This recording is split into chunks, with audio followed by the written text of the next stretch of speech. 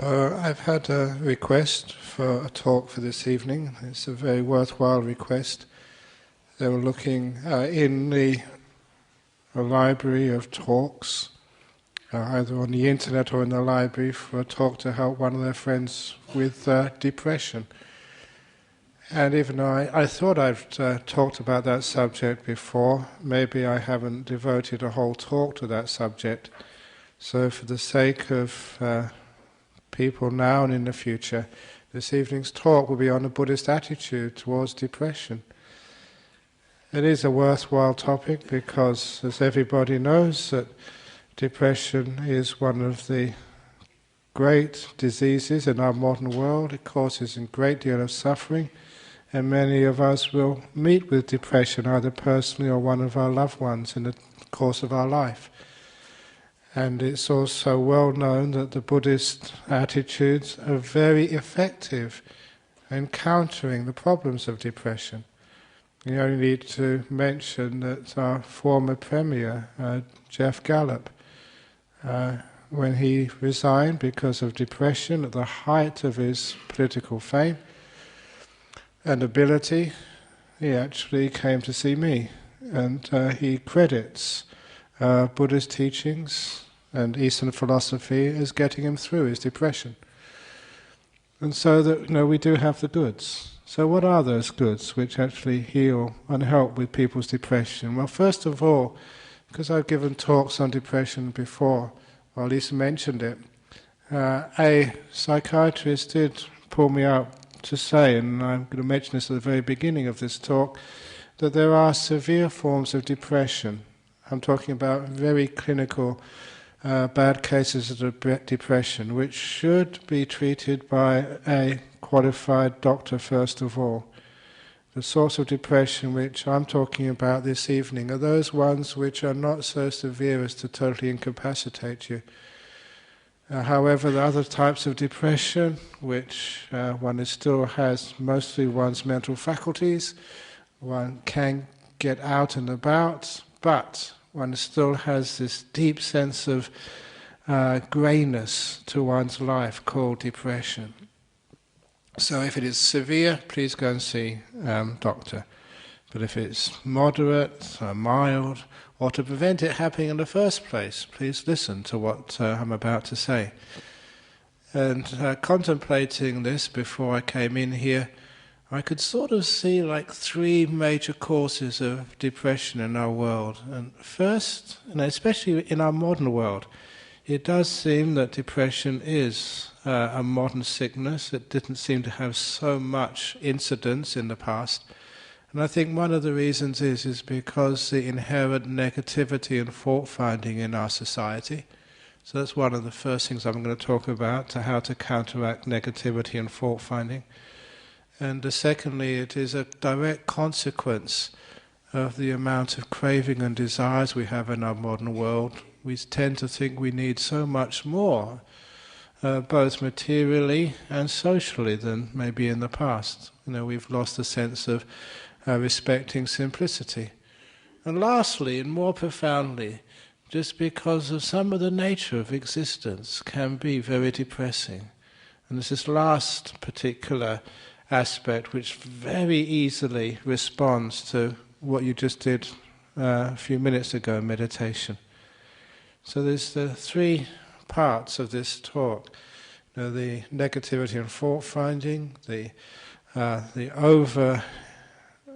overindulgence in cravings, and also something more profound about the nature of life itself. But the first one is the first part which I often talk about, and Buddhists often help with saying that a lot of the problem with depression is because of an inherent negativity and fault-finding which is in our modern society.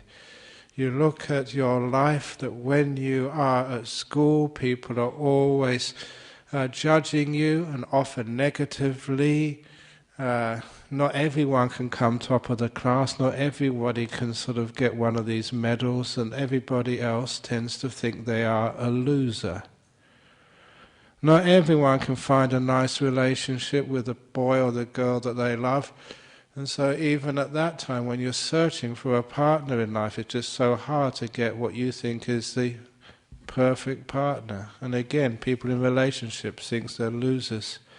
And in life, you try to get a job, you try to do well in your career, you try to get on in the world, and people are pushing you, and sometimes they ask you, you're 40, 50 years of age, what are you doing? You're sort of, you're serving burgers in McDonald's, is that all you're doing? You're a failure, you're a loser.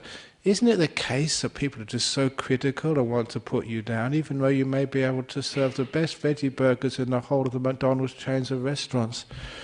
But what does that mean? It means that there's so much negativity in our worlds, always people pointing out the faults and pointing out your faults. And what happens when you get married or you have a nice relationship for the first couple of years? Yeah, people love each other, then they start pointing out the faults. It's one of those great stories that the person who got married, and he used to say, the father-in-law took the daughter-in-law, no, his father-in-law took his new son-in-law aside. So you probably love my daughter very much. Yes, I've just married her. She's beautiful, she's charming, she's wonderful. Even the way she puts her finger in her ear to get the wax out is charming. He said that's what it's like when you get married. Everything you do is just lovable. And the father-in-law said, but in 1 or 2 years' time, you'll start to see the faults and defects in my daughter. But please, son-in-law, always remember this. Always remember, if my daughter did not have those faults to begin with, she would have married someone much better than you.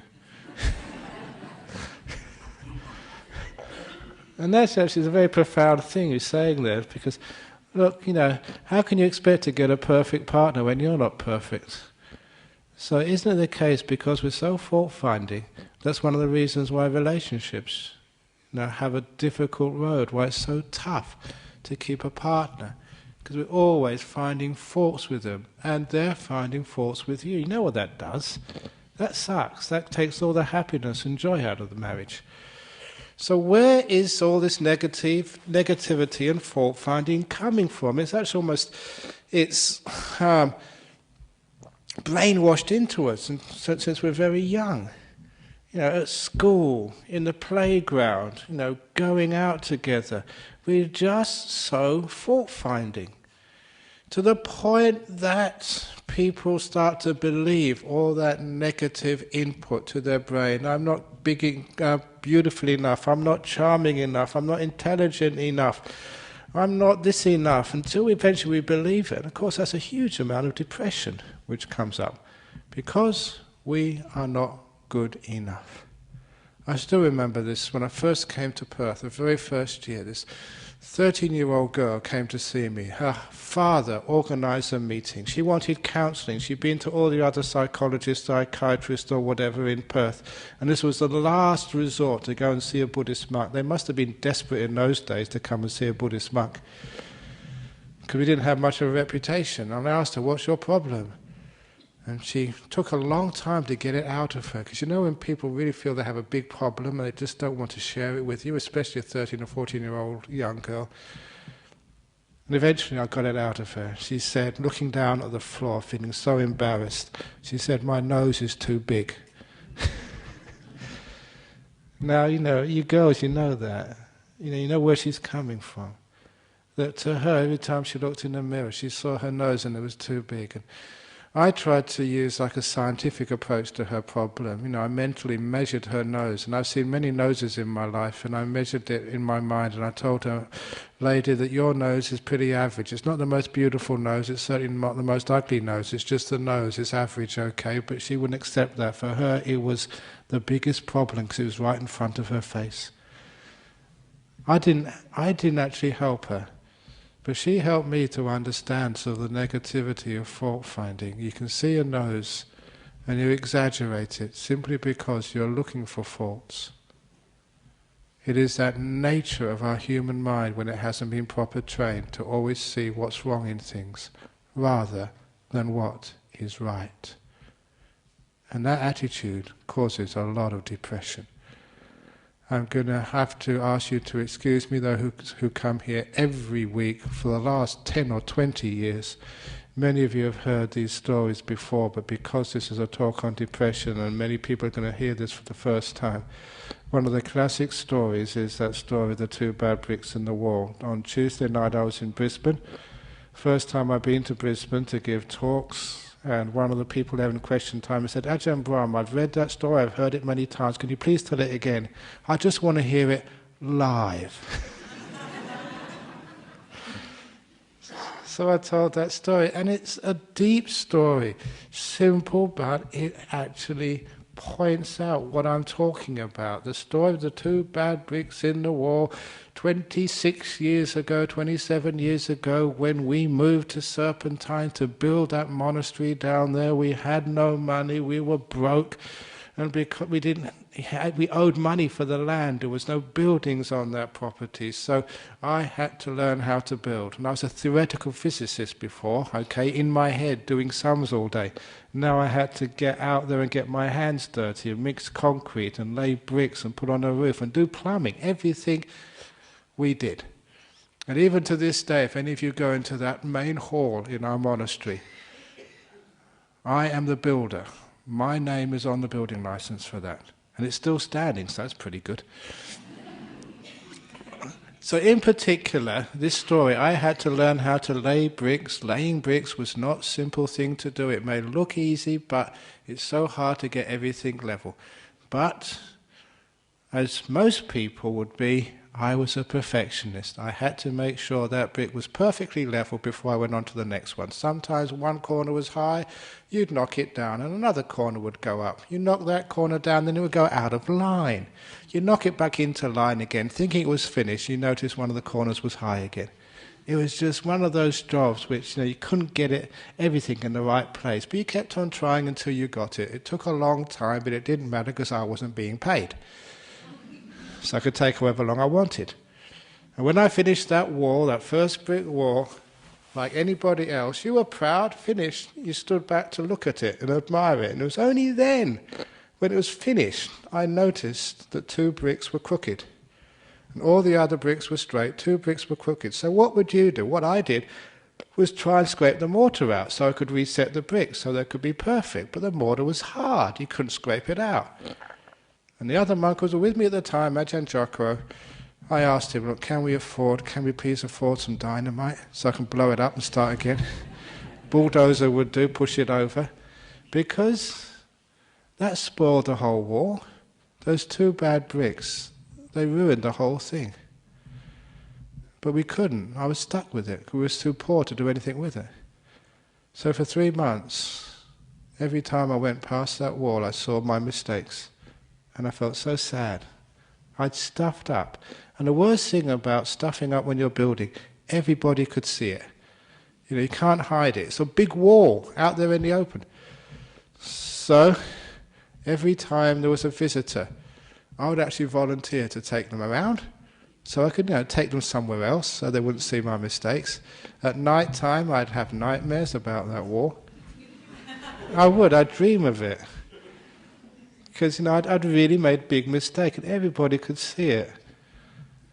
And it was 3 months, roughly, I'm not quite sure, it's a long time ago now, about 3 months, somebody else was with me and they saw that wall and they said, that's a beautiful wall. And I just couldn't believe what I heard. Because for 3 months I'd been suffering so much with that wall.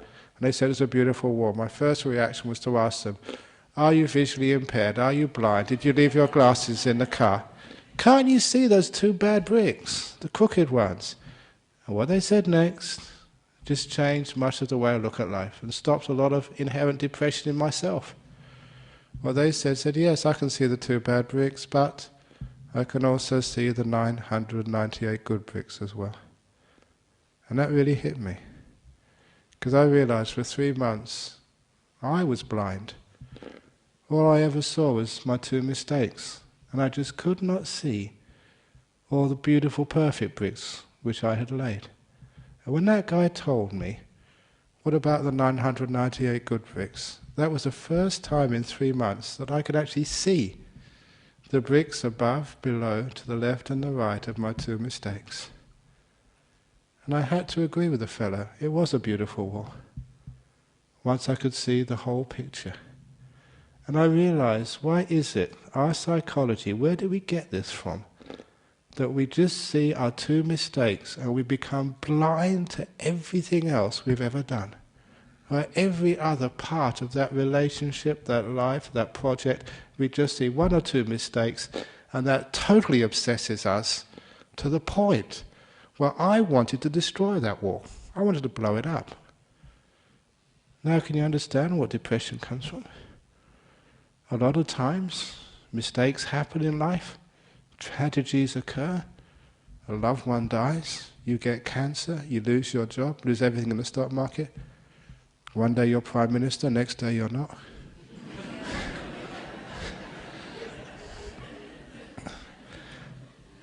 So you can see it's very easy to get depressed.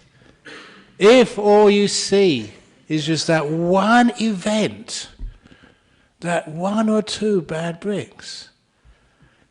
So how do you overcome that fault-finding and negativity? Fault-finding and negativity is just being obsessed with what is wrong and being totally blind to anything else except the faults. And then you want to destroy. You see that happening in relationships. Girls and boys, they come along and they just see what's wrong in their partner, the things they do wrong, the mistakes they've made. And they're just being blind to everything else. The classic tale was when I was teaching in Malaysia, and somebody asked me this question at the end of the talk. I have found out this morning my husband has lied to me. My husband has lied. I can't trust him anymore. Should I get divorced? She asked me whether she should get divorced. Quickly I asked her, what are you doing in this university? She was a lecturer on mathematics. So I saw an opportunity to answer her question. I asked, how long have you been married? She said, 3 years. I said, let's do some statistics. 3 years is maybe 1,000 days.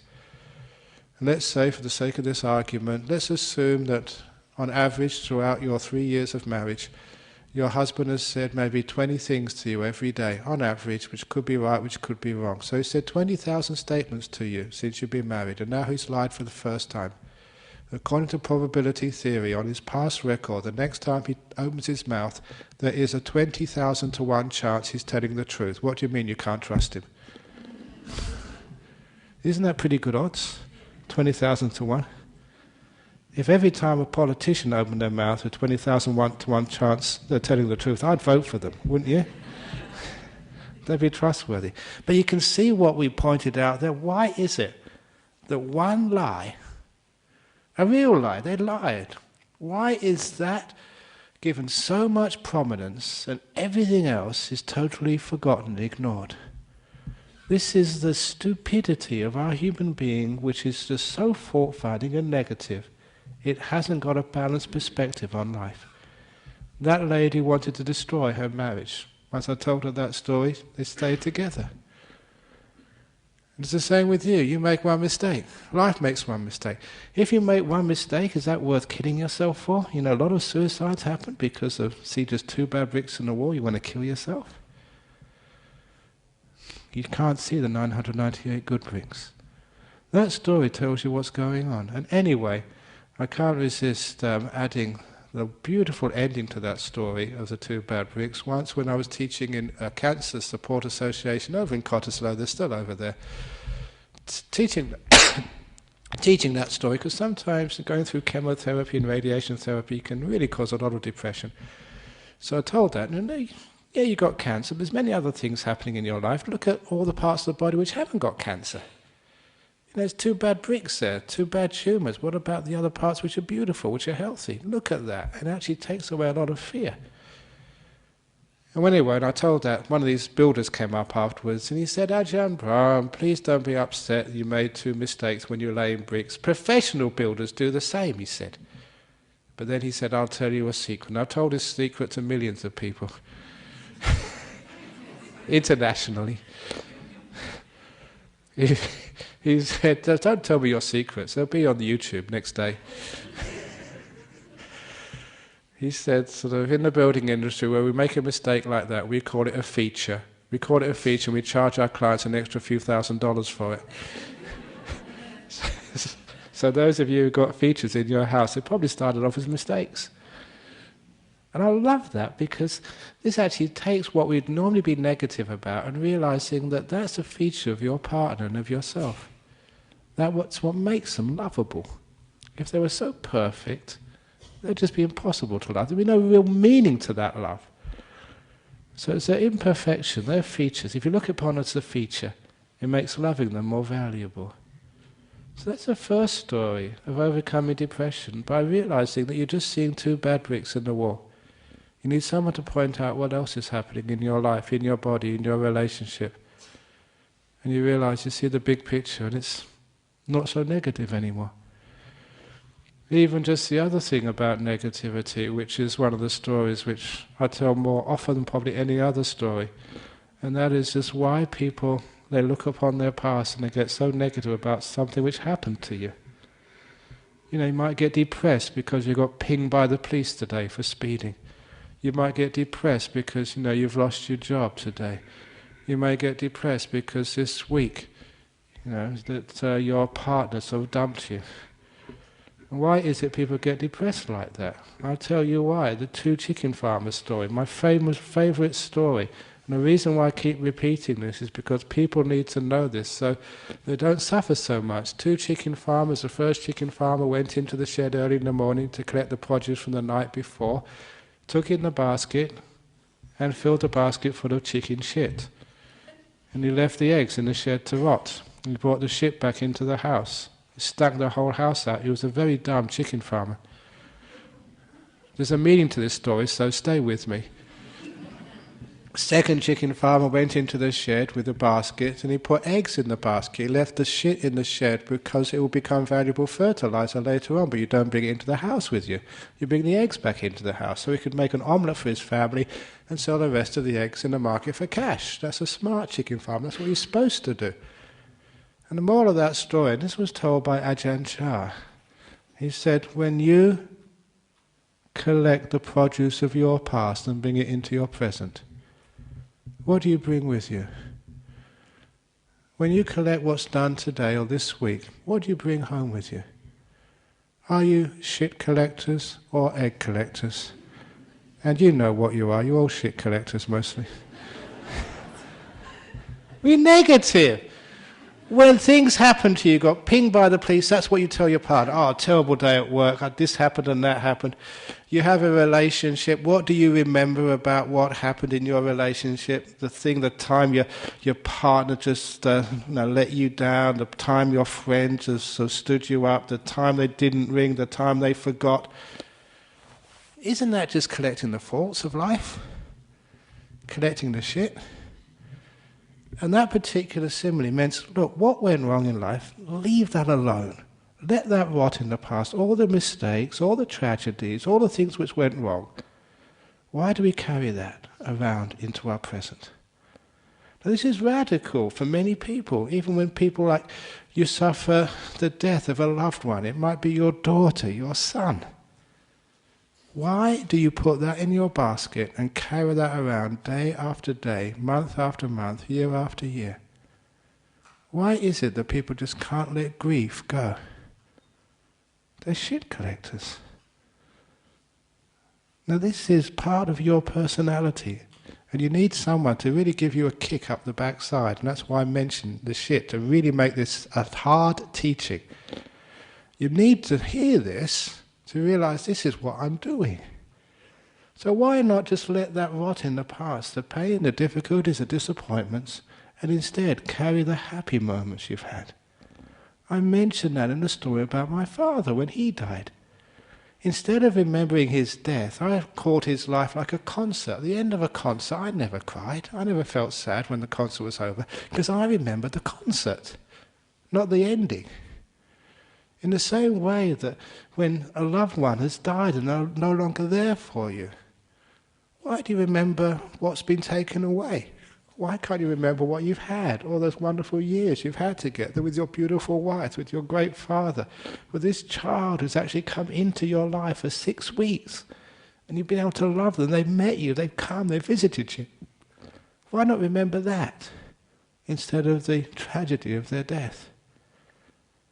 Why don't collect the eggs and keep the eggs rather than the dung and the poo? Now when you see what you're doing, now you can understand why people do get depressed.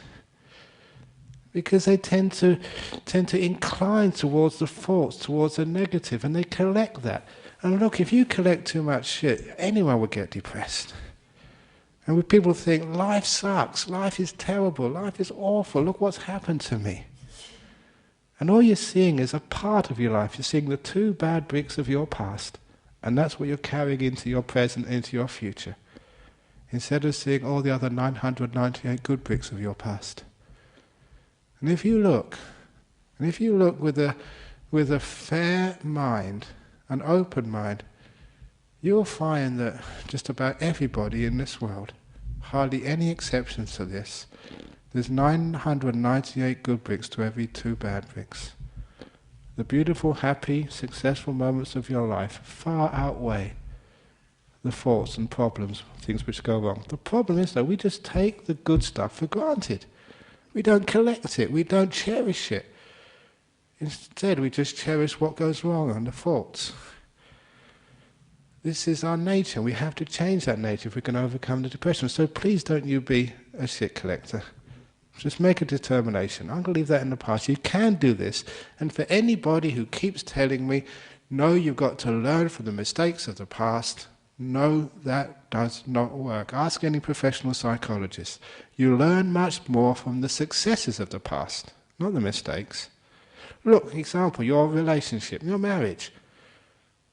If you keep remembering what went wrong in your relationship, you know you're on the way to divorce, separation.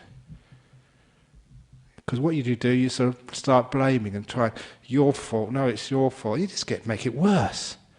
But what happens if you let those faults go and you remember all the beautiful times when the relationship was a wonderful time, the great moments you had together?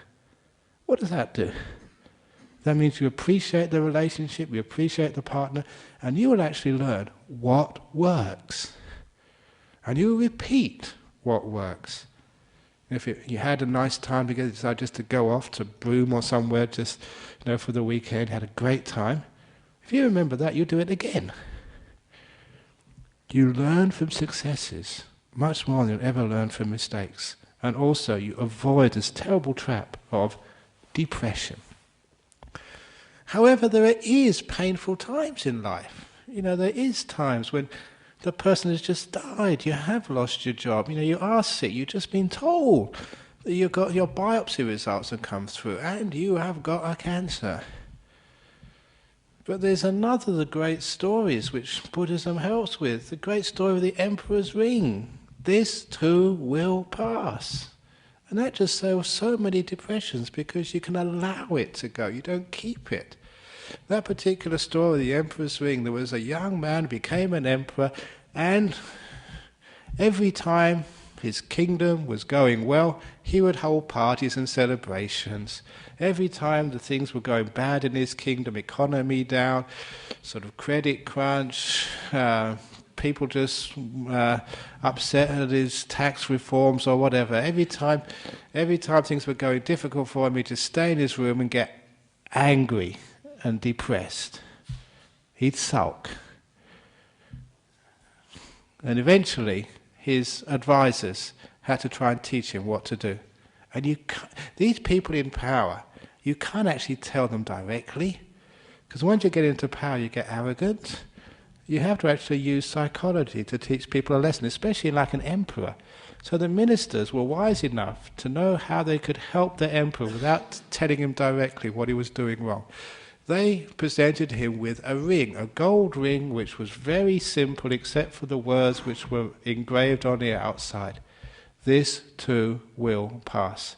And I've told this story for many years, and actually one of you, I don't know if you're here this evening, they actually came up and they actually went to the jeweller and they got a ring like that, and they actually did engrave those words around their ring so they could remember it too. The Emperor's Ring, they exist in Perth. At least one person has one. And they gave this ring to the emperor to wear at all occasions. So when things were going wrong, he'd look at that ring, this too will pass. And just knowing it will pass, reminding yourself of that obvious truth, means you never get so depressed. And I've told that to many prisoners in jail, especially when they first go into jail. And that's just so humiliating. It's one of the most humiliating times of a person's life. They're a prisoner, they're in jail. They've been publicly humiliated, they've done a crime, and they're wearing this green and they're treated just like with no human rights, subservient to the prison officers. It's one of the most awful moments in your life. And I just tell them, look, it will pass. 2 years, 5 years, 10 years. The time will come when you walk out of that jail, and the time will come, you look back upon that experience way in the past, it's gone, it's finished. Bear with it, it will pass, and you know it does pass. The radiation therapy, the chemotherapy, it does pass. The sickness, it passes. The grief, the tears, they do pass. You know it's going to pass. So remembering that takes away a lot of the pain, knowing it's not going to last. Now, but the best part of that story is that emperor would look at that ring during the good times and the prosperous times as well. This too will pass. Now, this was a brilliant part of that story. It meant when things were going well, when you have a beautiful relationship with your partner, when you're healthy, things are going well in your life, the economy is prospering, your football team is winning. When that happens, remember, this too will pass. That's not being negative or depressed. What that means is actually when things are going well, you never take them for granted. You've got this beautiful relationship with a great person. You don't take it for granted. You work your butt off to look after that relationship, to cherish it, to care for it. You really work hard to make sure that prosperity lasts as much as it can. Because one of the problems with failure, people take it for granted. They don't put effort or care or love into their relationship. Sometimes what happens when people get married, they get that ring on their finger, the wedding ring, and they think, right, that's it now, we've committed, we don't have to work. And you know that's just the start of the work. You always have to work. Never take anything for granted. It will pass, so you keep working hard. And that way the prosperous times lasted longer than ever, which is another way of overcoming depression. Remember, this too will pass. Simple, but it's just so powerful. The next little story of how to overcome depression, it was, why is it that just whenever we are criticized, we hear it straight away? When we're praised, we just dismiss it, which causes us what we actually eat. What we eat in our mind, what we actually hear. We hear junk food all the time. Depression, depressive stuff, criticism, what the things you do wrong. Praise, which is healthy food for the mind, we just reject it all the time. I think I told the story a couple of weeks ago, or 3 weeks ago, when I got the John Curtin Medal in 2004. I had to give an acceptance speech. When I gave that acceptance speech, I said, some of you were there at the time, you may remember this, I said, I'm quite surprised I've got this award.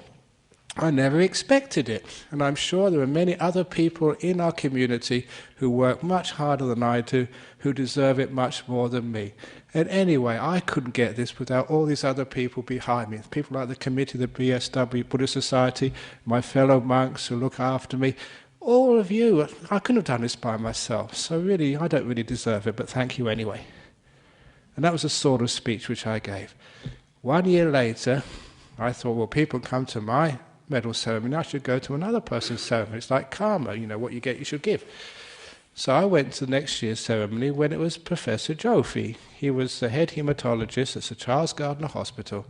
And the reason why he got the John Curtin Medal for that year was that he had seen that being a hematologist, that people who were going into Charlie Gardner's hospital for chemotherapy, radiation therapy, were getting top-class treatment, but they were walking out of that hospital without any care. So what he told us was that he decided to kick out a few people from the rooms. And these rooms in a hospital, they're just like gold dust. He used his authority to kick out a few people, and he turned it into the Brown's Alternative Therapy Centre, where you can get Reiki, homeopathy, foot massage, anything weird, you can get it in that place. and sponsored by Brown's Dairy. And when he did this, all of his peers thought, you were going crazy, you're going a bit troppo, because all this sort of stuff was not really recognized by mainstream medicine. And here was a big professor putting his reputation on the line so that anybody who had radiation therapy or chemotherapy could go there afterwards and get some Reiki or get a massage free of charge. And I knew what was happening. I know the way the mind works. I don't care whether Reiki works or homeopathy works or foot massage works or not, but I do know that someone is caring for you. A one-on-one person just pressing your feet with care for half an hour. That works. Just compassion and kindness. Someone actually being with you, looking after you. When you have massage, you're in the moment, you're giving compassion. I said in meditation, that heals. I know that. So I thought, that guy was so sharp and so wise. And of course, he was mentioning that already the research had come through. It was actually making a significant improvement in people's health. It was working. And so when I heard what he did, I thought, my goodness, what a hero, what a courageous man, standing his ground for something he believed in and actually getting it working, and actually stopping a huge amount of suffering with people who got cancers. And when he got up to accept his award, he said, well, there are other people in the community who deserve it much more than I do. I'm not quite sure why you chose me, and I couldn't have done this without all the other people who helped me. And I recognized it was pretty much the same speech I said the year before. As everybody does when they receive a reward. Someone praises you, gives you a reward, and what do? You say, I don't deserve it. Maybe there's other people who deserve it more than me. Or I couldn't do this, it wasn't for my parents or my partner or my friends.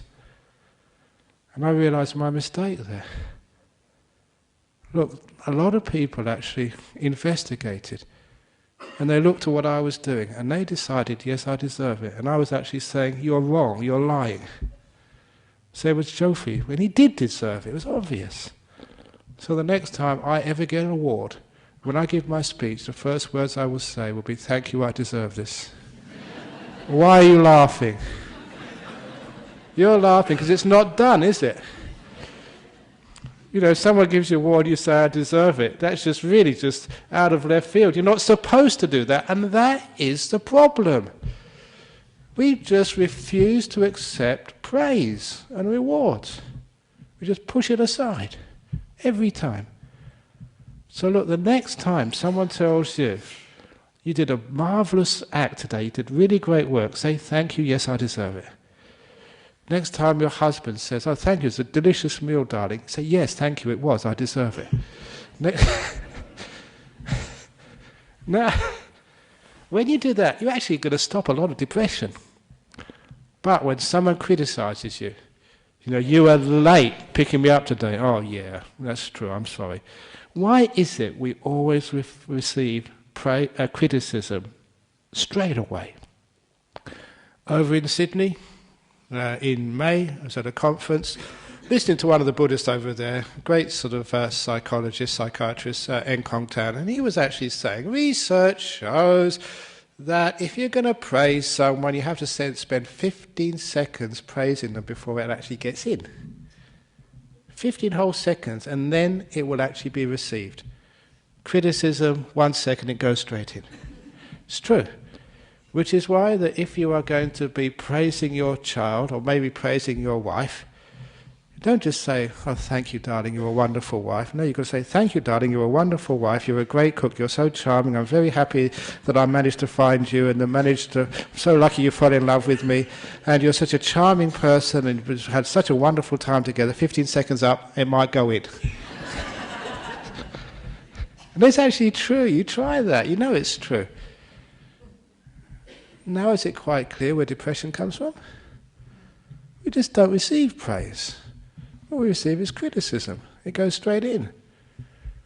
So if we want to sort of stop depression, for goodness sake, when someone praises you, compliments you, or give you a medal, please receive it immediately.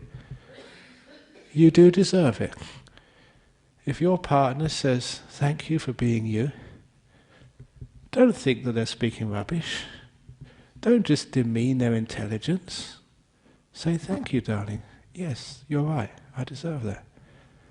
And have your partner also receive it. And then when praise is not dismissed, we may have more of it in our marriage. We may have more of it in our office. Because when you dismiss these things, you praise someone, they just throw it back at you. Of course, you're just discouraging praise. When you're discouraging praise, you're discouraging mutual appreciation. You're actually discouraging love. When you discourage love, what's left? There's terrible negativity, fault-finding, pointing out people's faults, and I feel I'm terrible, and I must be the worst monk ever since the time of the Buddha. I'm really terrible, I'm awful. And if you keep thinking like that, of course you get depressed. So this is actually where we're actually healing depression by just changing our way we look at things. And getting that positive and receiving praise. Looking at the 998 good bricks in the wall. And this too will pass. This actually works. And collecting the eggs, not the shit from the past. Now, I did also mention that sometimes we get depressed because just what we want in life is way too much. It's a crazy stuff. One of the experiences I had as a kid, no, not as a kid, I was a school teacher, 22, just before I went off to Thailand to become a monk.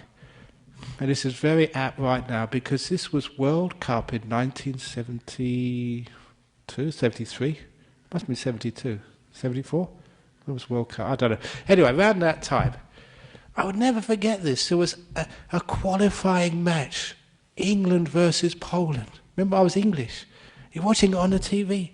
England only needed to draw to go through to the finals. And it was a close match. They were winning 1-0. And then the last moment, Poland scored.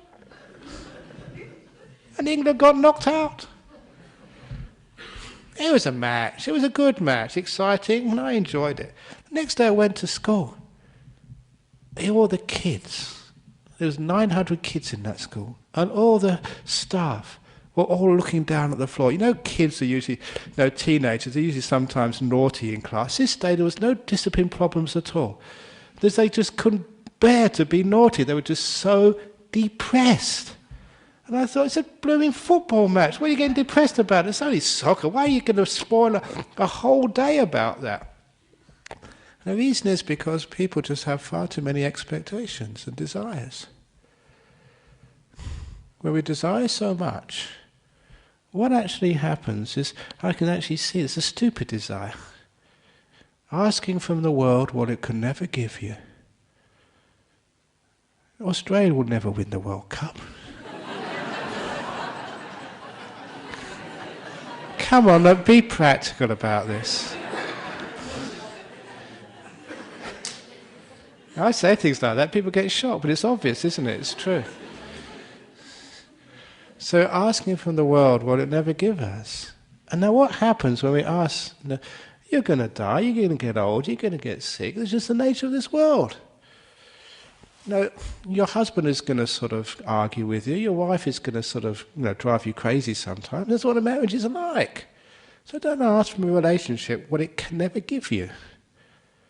Because when you ask what life can never give you, what happens next is you get frustrated. And when life, so forth, disappoints you, you know who you blame. You don't really blame your partner. You don't blame your boss. You blame you. People actually think they're a failure because the marriage never worked, because they got sacked from work, because their team never won.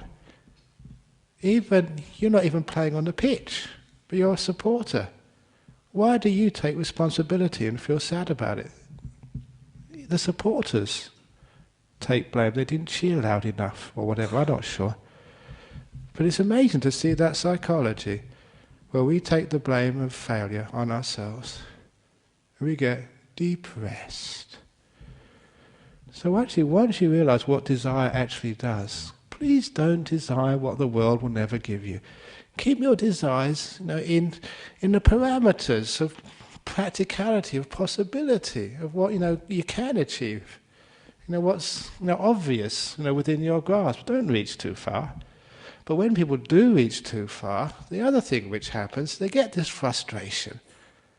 But because of our society, which is a you can do it society, you're just not wise enough, you're not trying hard enough. Go to an Anthony Robbins seminar. Yes, you can be rich. You can get the person of your dreams. Just put it in your mind. Think about it. Visualize it.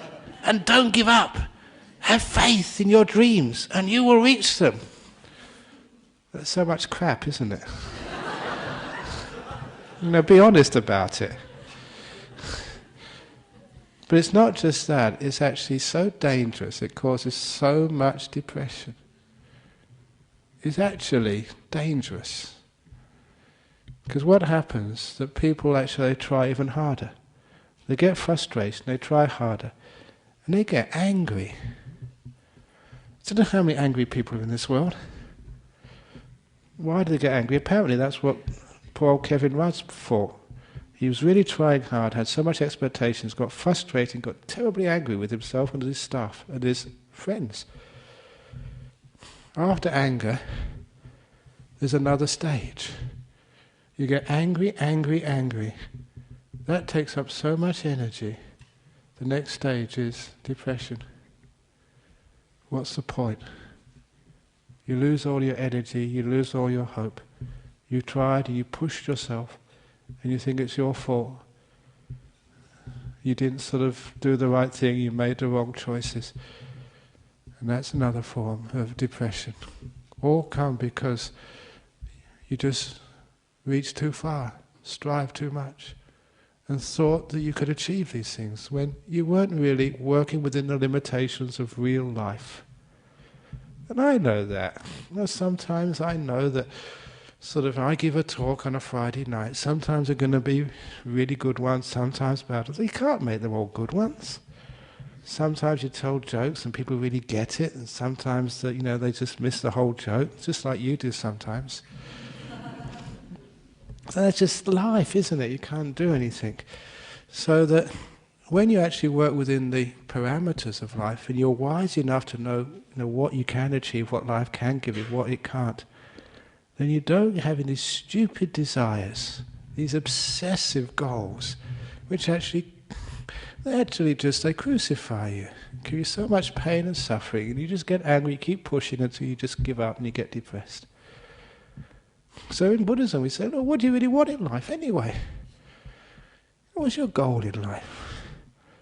We all know, I don't know how many times you say this, you don't need to have the $1 million to be happy, and I'm one of the examples of that. I've got absolutely nothing, and I'm a pretty happy guy. Come and watch me, just don't get really upset. You don't need to have a beautiful partner. I've got no partner, I'm celibate. And for those of people who say that celibacy is the biggest sexual deviation, I think somebody actually said that. It was who was it now? Oh, they told me the other day. I said Freud. Freud actually said there's only one sexual deviation, that's celibacy. That's me. But I'm going to form a new society, it's celibate rights. And I'm going to be marching in the next gay and lesbian pride, because gay and lesbians have got their rights now. The celibates, we're the ones who are suffering, we're the ones who are being discriminated against. So it's celibate rights. Sometimes people say it's unnatural to be celibate, and they said that same as gays, it's unnatural to be gay. And others say it's unnatural to be celibate. I say, no, I'm demanding my right to be celibate. But anyhow, how did I get into that anyway? I forget now. But so what you demand in life, please put that into proper perspective. So you don't demand too much. But the last part and that actually gets rid of a lot of depression. So you don't need, that's what I've got, you don't need to have all these things to be peaceful and happy. You should know that by now. You've been coming here long enough. So get the message. Yeah, all of these cravings and desires, you don't have to win the match. Just enjoy the game. It's obvious. You don't have to get the promotion. You get the promotion, more stress. And I keep on saying, you never have enough money, no matter how much you go up the corporate ladder, there's never enough money for you, you know that. So, why does work so hard for the promotion? Just work so hard for just enjoyment, fulfillment, not some promotions. So you're actually doing it for happiness, you're not doing it for status. Do it like that and you can achieve happiness. Status, who wants that? But the last part of this is perhaps the most profound. And that is just like life sometimes does go wrong. It's not perfect. So don't expect this life just to be all wonderful, beautiful, things always going right and everything going your way. There'll be many, many times when things do go wrong. Many times when your loved ones do die, and that's sad. And many times when you do lose on the stock market, and it's sad. There's many times when you do get expelled from the monastery where you grew up in, and it's sad. That's with the bhikkhunis. There are many, many times when you do miss your flight, and it's sad. But that's life. Life isn't meant to be totally perfect. So we accept there will be depressing moments in life, moments of just disappointment. But we understand and accept that as part of life. We don't make anything worse of it. One of my favourite pictures of my teacher Ajahn, which I have in my room, my office in Bodhinyana Monastery in Serpentine, is Ajahn with his hands up, with a big smile on his face. He's imitating a famous statue in a monastery in the south of Thailand. And in that statue there is the inscription underneath. This monk just blissed out in ecstasy. And the inscription says, "Joy at last to know there's no happiness in the world." Oh, and that is just so profound and so helpful too. Joy at last to know there's no happiness in the world, in the sense you're never going to be always happy, that sometimes you're going to get sad. Joy at last to know there's nothing wrong with you if you get upset. Joy at last to know there's nothing wrong with you if you cry. Joy at last to know you can be you. Oh, what a relief. It's just so hard being somebody else. It's so hard just living up to society's expectations of what you should be and what you should do and how you should speak. And you can't cry and you can't laugh and you can't be in life. So that was actually saying, joy at last to know that you can cry, that you can be happy, that you can smile, that you can slip over, you can make a fool of yourself. Joy at last to know there's no perfect perpetual happiness in this world. Now that is joy. Now that is the real happiness. And once you understand that, you understand how one of the greatest ways of getting through depression, joy at last, there's no happiness in this world, so you stop trying to be anything different than you are. Which means you make peace with yourself. Which means you let go. Which means you just sit here, not trying to meditate, not trying to get anywhere, just being. That's why this art of meditation is not trying to get somewhere, not trying to be something different than you are, not having this great idea of spiritual experiences and seeing the Buddha in golden light coming towards you and teaching you the meaning of the universe, and so everything is perfect, you're enlightened forever after. All of those sort of fantasies, that's not what meditation is about. We don't meditate to try and get something, to achieve anything. We meditate to let go of things. And in particular, we let go of that craving, of that wanting to be somewhere where we're not. I often say that the root cause of suffering is being here and wanting to be somewhere else. If you want to be somewhere else other than where you are, that's called suffering. And how are you going to overcome that problem? Trying to get somewhere else is endless. You spent all your life going places. Anywhere but being here, being you. The end of suffering is, where I am, that's where I want to be. Letting go.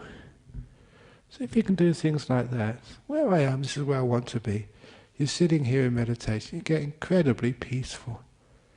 you find that all the cause of this negativity which causes depression, all the cause is just trying to go somewhere, get somewhere, be something. If you let that one go, you'll stay home. However you are, that's who you are. Tired, restless, sleepy, brilliant, stupid. We all go through these stages. This too will pass. Just be who you are. And then you find you have this incredible peace and energy and clarity and brightness.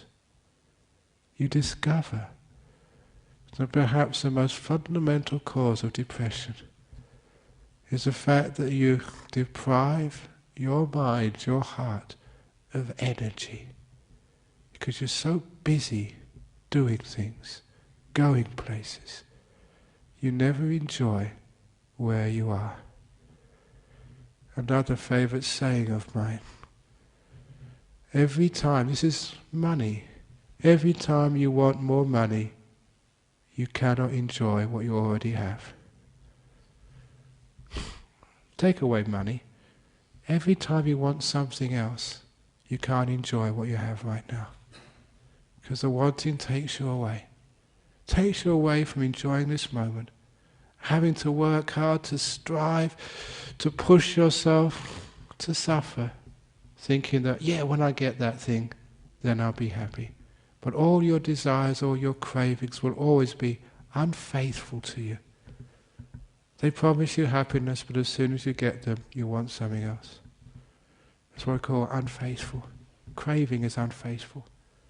Promises you something, but never delivers, so you want something else. Always moving. Understanding that, you understand that where I am is where I want to be. If I am wanting something, I can't enjoy what I already have. So enjoy what you have. Please enjoy your partner. Please enjoy your little temple. Please enjoy this talk. Please enjoy you. Please enjoy this weather. If you want it to be different, you are suffering. We learned that in our meditation practice, just to leave things alone, to let things be. Once you can do this in meditation, you find you have all the peace and happiness you could ever want. Then you try and do that in life. It just happens. You learn it here, and you practice it out there. This is like a gym, where you learn how to lift weights, run on these machines to get fit. But here you're learning how to let go, how to be, not to fight. And then you find you have all the happiness and peace you ever want in the world.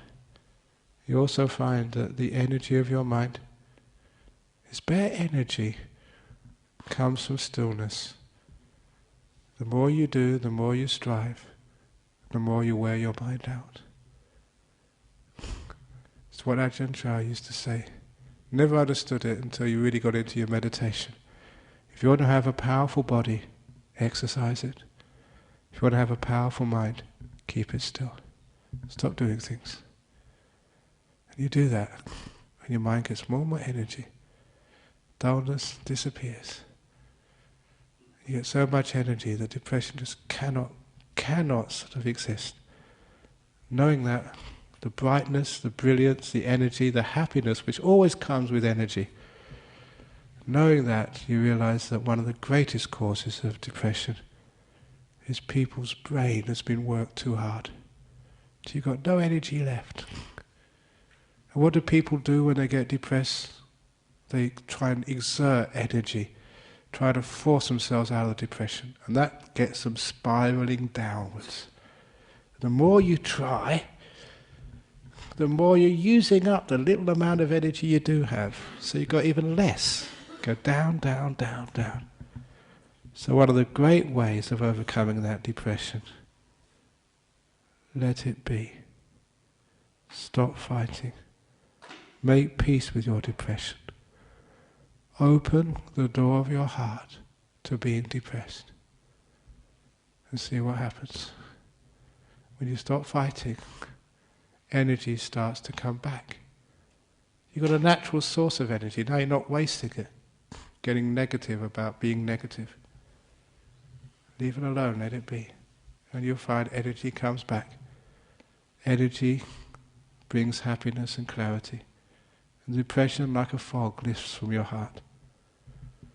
This is the deepest way, when you really know how to meditate. But please don't meditate with force. Don't strive, don't struggle. That makes it worse. Let it go. Let it be. It's because that monks and nuns have been meditating for years know how to do this. We can just let go of things so easily. Which means when life goes wrong, things suck, that's fine, it's just life. Joy at last, know there's no happiness in this world. Woo! When you do things like that, you get peace, you get energy, your mind gets happy. Which means when everybody else is sad and distressed, you will always have a smile on your face. Those are the ways of overcoming depression. They're very powerful, which is why British National Health Service, the research arm, the National Institute for Clinical Health and Excellence, they call it NICE, they whisk out the H, I don't know why, in the acronym. When they did research some years ago to find out the best way of treatment of depression, they found with a huge clinical trial the most effective way, the way which worked the very best, was meditation. Hopefully you know why. But not meditation which forces, meditation which makes peace, which allows energy to come back. And with that energy, joy and happiness. That's how to overcome meditation. How to overcome depression, not meditation. How to overcome depression. So thank you for listening. I hope you enjoyed it. Okay, so in that talk I gave a few old stories, a few old things which you've read before, but I wanted to put it all in one talk. So any comments or questions about the talk this evening? Yes? I think it's an interesting question because, you know, I wrote that story a long time ago, and then people ask, where's the wall? And I had to go looking for it because I totally forgot it. And it was a case that at the time it's such a big thing for me.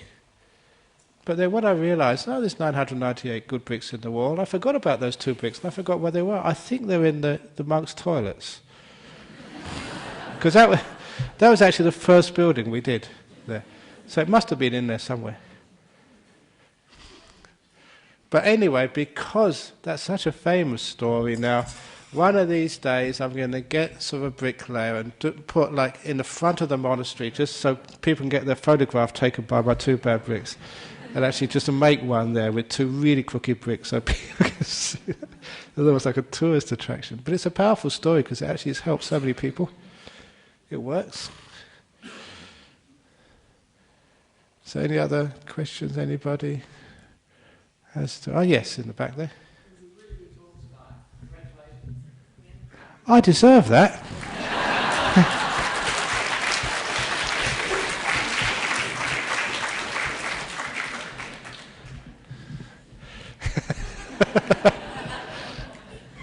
And that was a very nice thing you said.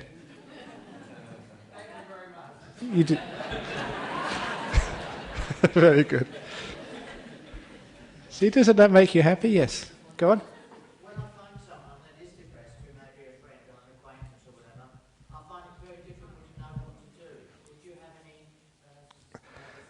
Yeah, this is a common question. You say that when you meet a friend who's very depressed, you don't know really what to do. Whenever you're in a situation like that, number one, please don't have plans. Please don't have like a book, which is what I'm supposed to do. Because all of that, I call that knowledge, all of your ideas of what you're supposed to do, how you're supposed to treat this, actually stops you being sensitive. So the best thing to do in any situation, I've done this for so many years now, when someone comes up and they're in a really difficult situation, and I have had no training, I just completely let go, make my mind blank. I don't remember what I'm supposed to do or what worked in the past. I just let all of that go, come into the present moment, put a bit of loving kindness, compassion in there, and I trust in that presence and kindness. With that, I'm sensitive enough. So sometimes I'm depressed. And, it's the wrong thing to do, to try talking to them. Sometimes just an arm around their shoulder, but sometimes an arm around the shoulder they might punch you. So you're really sensitive. And that sensitivity and that kindness, that's what works the best. And then see what happens. Ideas come up, words come out, and sometimes, I don't know where those came from. But as long as I'm silent, as long as I'm kind, as long as I don't try and repeat what worked last time, or remember sort of the instructions in the book, then it usually works. And that happens in all situations and cases. So this is an old saying of mine, it's just never allow knowledge to stand in the way of truth.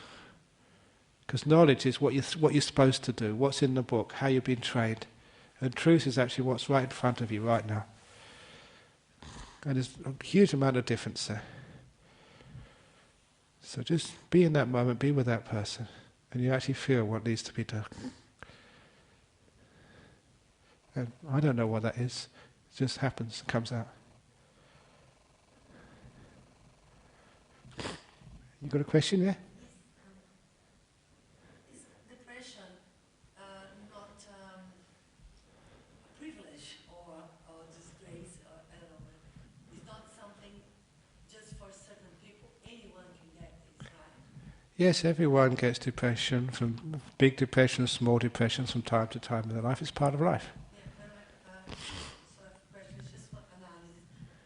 Would it be like depression is to, okay, if you give food to your mind, Yeah. you are sort of keeping your mind health, as if you give food to your body, you keep your body health, but a bad food would make your body ill. Okay, yes, I think you're saying, just again for the tape, that like depression is almost like a mental starvation, a mental sickness, a mental dis-ease.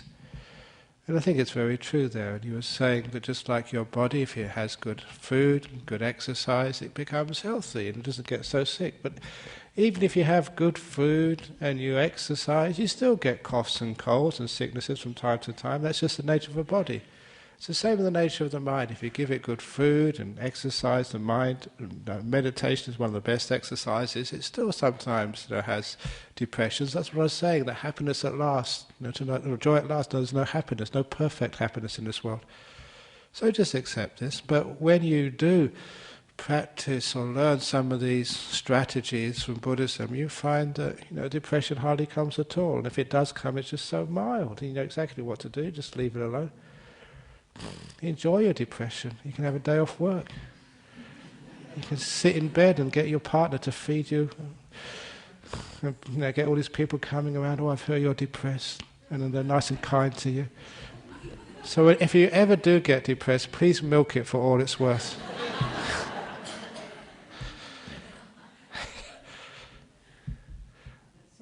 Yeah.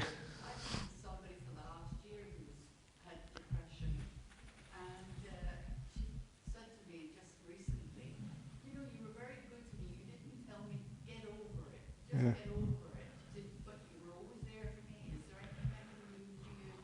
I always had a joke to tell. Sometimes you got something, but you were just being there for me was good. Great. Perhaps if we keep that in mind, the gentleman at the back. That's right. Yes, a very good thing there. If you tell someone, please get over it, the people feel more guilty and they have to strive more, and they get worse, they get deeper in there. But just being with people, telling them a joke, the depression joke. Many of you may have heard this before, but it's a joke which actually is about depression. It's about the painter in Perth. He's quite actually a well-known painter, but he was on his motorbike and had a crash. Had to go to hospital. They had to amputate his hand. It was the very hand he used for painting. And when you have injuries like that, many people, get depressed. So that when he was, got released from hospital, he had psychiatrists and counsellors, but he was just playing along with them. He realised without being able to paint, his life had no meaning. So he said, as first opportunity, he would kill himself. So he went to St George's Terrace, went on one of those big buildings, went out onto the balcony, He was about to throw himself off, kill himself, when he saw a man with no arms at all. No arms at all. And he was actually dancing down St. George's Terrace. Dancing for joy. And it was one of those occasions he thought, look, I've only lost a hand. That guy down there's got no arms, and he's dancing. He said, why do I want to kill myself? So he got off from the balcony, he got into the elevator. They go really down fast. He managed to sort of run after this guy to thank him. He hugged him. And he said, look, thank you, thank you, thank you. I was about to jump off this ledge and kill myself because I've lost one hand. You've lost both arms and you're just so happy. I saw you dancing for joy. Tell me your secret. And the man said, sir, I wasn't dancing for joy. I was just trying to scratch my bum.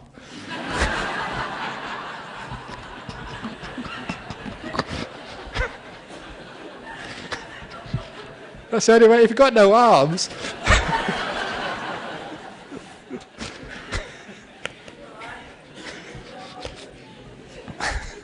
Okay, I think that's a great time to actually end this evening's talk on depression. So you'll all go out with a smile on your face.